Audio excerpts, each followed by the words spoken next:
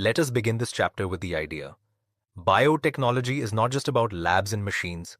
It is about using living systems to solve practical problems in food, health, and industry.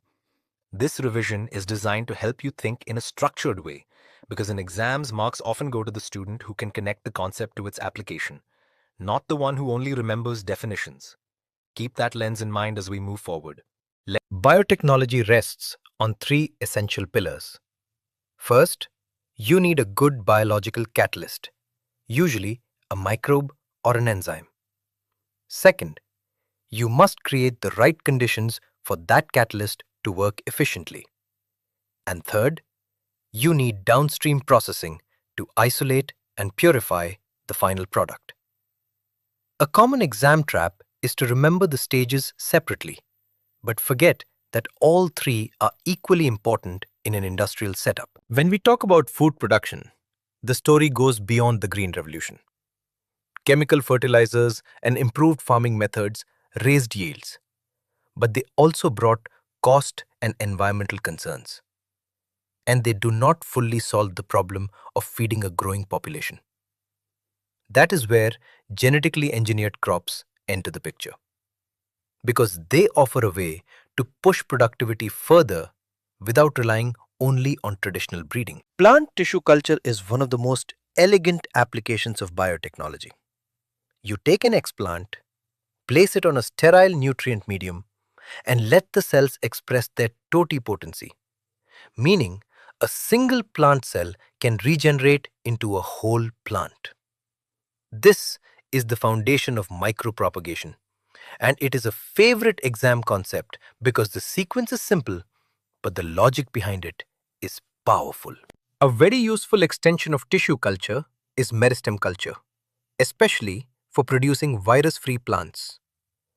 The meristem region often escapes viral infection, so it becomes a reliable source for healthy plant regeneration.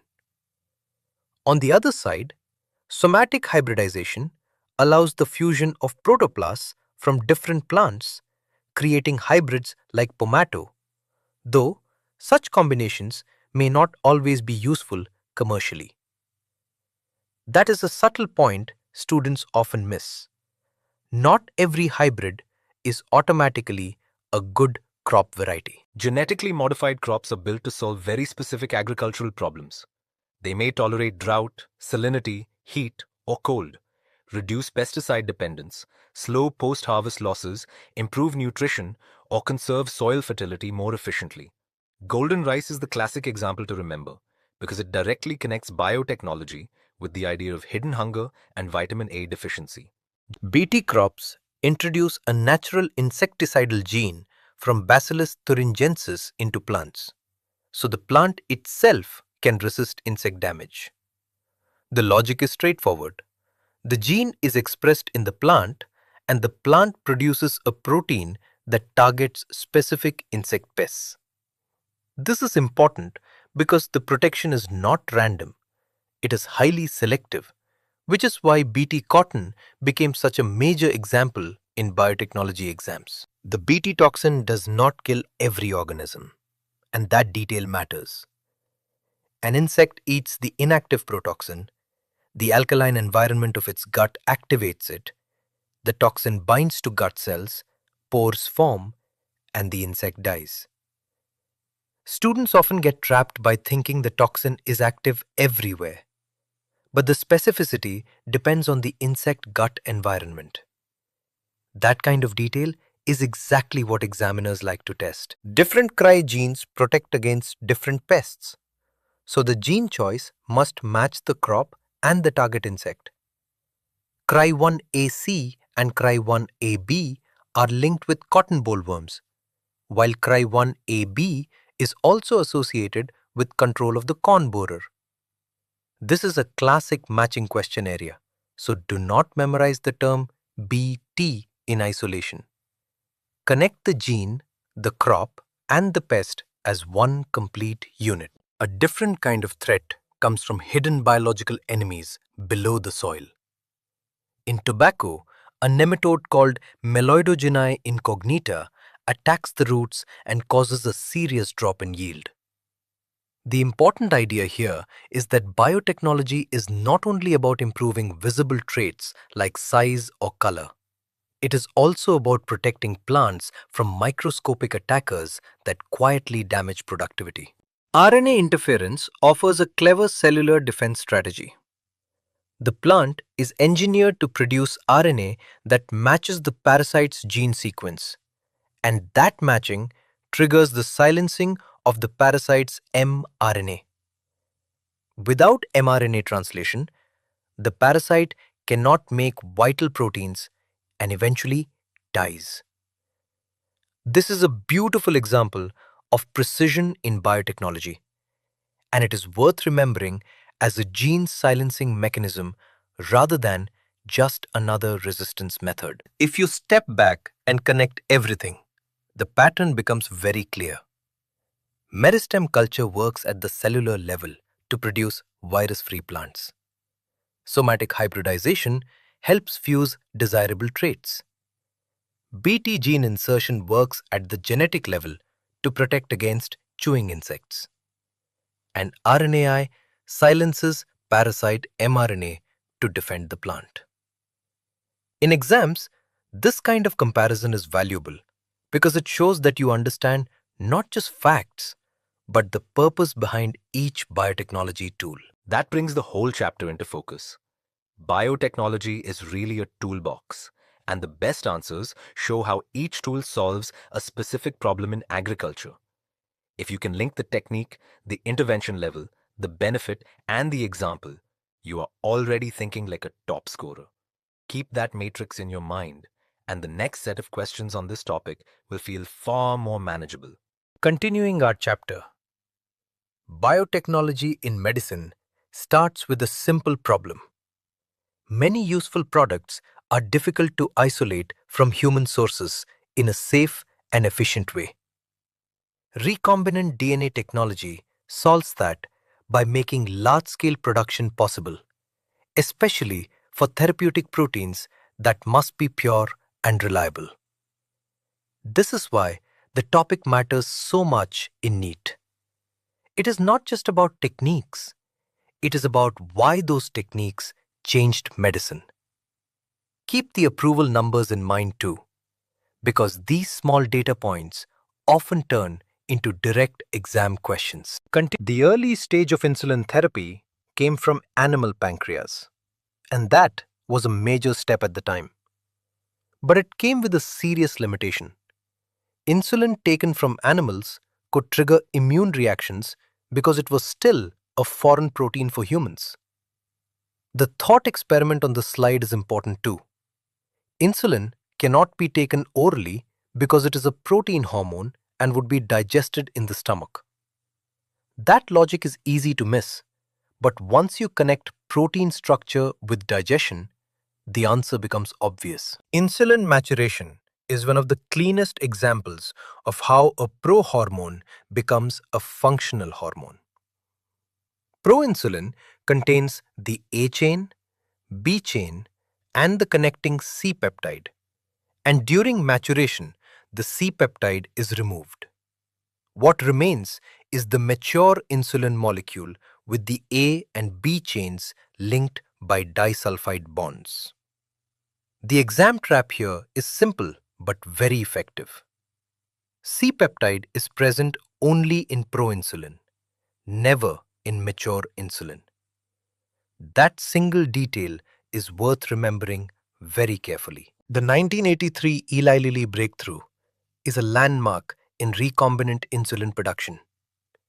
Instead of depending on animal extraction, the company produced the A chain and B chain separately in E. coli using plasmids, and then combined them through disulfide bonding to form human insulin, humulin. This is the kind of biotechnology milestone that often appears as a direct, fact-based question. The broader lesson is that recombinant DNA made it possible to produce human-identical therapeutic molecules at scale. Gene therapy enters the picture when the problem is not lack of a protein, but a defective gene itself. The first clinical case discussed here involved a 4-year-old girl in 1990 with ADA deficiency, caused by deletion of the ADA gene. Since ADA is crucial for immune function, the disease leaves the immune system severely compromised. Gene therapy in principle means inserting a correct gene into a patient's cells or tissues to fix a diagnosed defect. This slide is a classic reminder that treatment can target the root cause rather than only the symptoms. The ADA treatment matrix shows that not every approach gives a permanent cure. Bone marrow transplantation, enzyme replacement therapy, and genetically engineered lymphocytes can help, but they are not permanent solutions. The strongest method here is early embryonic gene therapy, where the ADA gene is introduced at the embryonic stage and can provide a permanent cure. A high-yield vector clue appears on the slide as well. Retroviral vector is the expected answer in this context. That detail is exactly the kind of thing NEET likes to probe. In this chapter, we will be looking at biotechnology. Biotechnology in medicine is really about turning biological knowledge into practical solutions. At the center of this chapter are three big ideas: early diagnosis, transgenic animals, and the ethical concerns that come with using biological resources.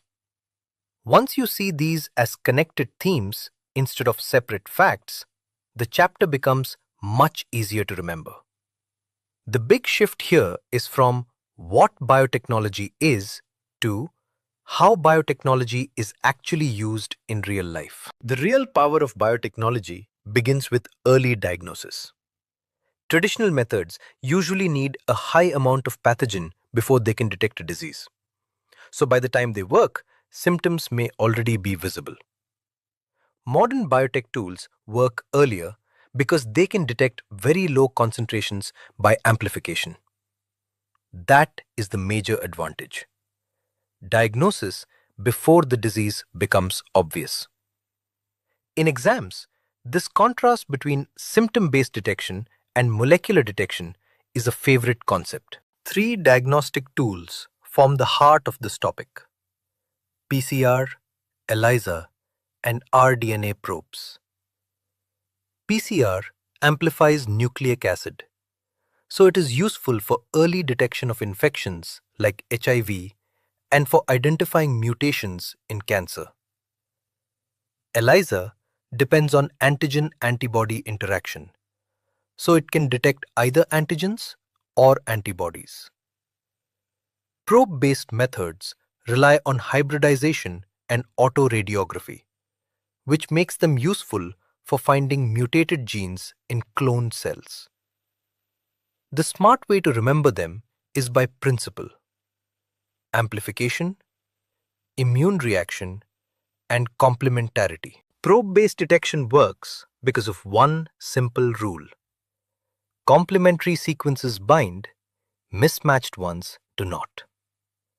A radioactive single-stranded DNA or RNA probe is added. It hybridizes with the matching DNA, and then detection is done by autoradiography. If a mutation changes the target sequence, the probe may not bind, so no signal appears on the film. That is the core trap in such questions. Students often think the mutation itself should glow, but in reality, the absence of binding is what matters. Transgenic animals are animals whose DNA has been altered to carry and express an extra gene. They are not just scientific curiosities, they are major tools in medicine and research. The most important exam fact here is that over 95% of transgenic animals are mice. That number is so high because mice are small, fast reproducing, and biologically useful as model organisms. When a question asks for the most common transgenic animal, the answer should come instantly. The value of transgenic animals lies in their wide range of uses. They help scientists study normal physiology and gene regulation, create disease models, test toxicity, check vaccine safety, and produce biological products. This is where the chapter starts linking genetics with medicine in a very practical way.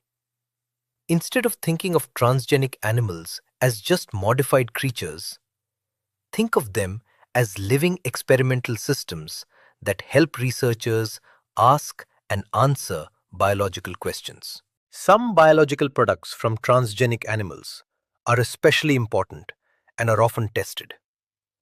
One example is human alpha-1 antitrypsin, which is useful in emphysema. Another famous case is Rosie, the first transgenic cow, which produced milk enriched with human alpha-lactalbumin. The exam trap is simple but effective. Alpha-1 antitrypsin belongs with emphysema, while alpha-lactalbumin belongs with Rosie's milk. Keeping those pairings separate is essential. Transgenic animals also make safety testing faster and more sensitive. In vaccine safety testing, transgenic mice have replaced monkeys for checking the safety of polio vaccine batches. In chemical safety testing, animals can be engineered to be hypersensitive to toxic substances so that harmful effects can be detected quickly. The important idea here is speed and sensitivity. Biotech models reduce the time needed to study risk and effects. With any powerful technology, regulation becomes necessary. And that is where GEAC comes in. GEAC stands for Genetic Engineering Approval Committee, and it is the authority that evaluates the safety and validity of GM research and organisms. Its role is to decide whether genetically modified organisms can be introduced for public use without danger. A common mistake is misreading the acronym, but the A clearly stands for approval, not appraisal. Biopiracy is the misuse of biological resources and traditional knowledge without proper permission or compensation. The slide captures a major global imbalance. Industrialized nations are financially rich but often biodiversity poor, while developing nations are biodiversity rich but financially weaker. That imbalance creates the opportunity for exploitation. This is one of those topics where biology connects directly with economics, law, and ethics. The basmati rice case is the classic example that makes biopiracy easy to understand. India has a huge diversity of rice varieties, including many documented basmati types. But a foreign company tried to claim patent rights by crossing Indian basmati with semi-dwarf varieties and presenting it as a novel invention. That is exactly why this case became famous. The key lesson is that something traditional and well-known cannot be rebranded as a private invention just by changing it slightly. The response to biopiracy was legal and political. Traditional herbal resources like turmeric and neem were also targets, and India strengthened protection through amendments to the Indian Patents Bill. The provisions mentioned here are not just legal details. They show that ethical biotechnology needs a defense system.